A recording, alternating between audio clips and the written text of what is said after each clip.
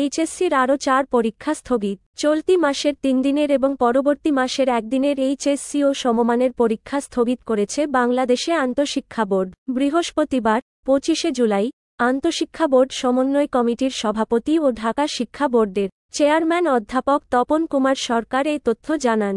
তিনি বলেন, আগামী 28, 29 ও 31শে জুলাই এবং 1 আগস্টের এইচএসসি ও সমমানের পরীক্ষা স্থগিত করা হয়েছে। স্থগিত হওয়া সব পরীক্ষা 11 আগস্টের পর অনুষ্ঠিত হবে।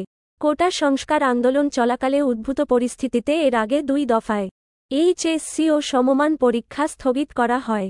মাধ্যমিক ও উচ্চ মাধ্যমিক শিক্ষাবোর্ড সংবাদ বিজ্ঞপ্তিতে জানায়, অনিবার্য কারণবশত আগামী 18 জুলাই অনুষ্ঠেয় সব শিক্ষাবোর্ডের এইচএসসি ও সমমানের পরীক্ষা স্থগিত করা হল।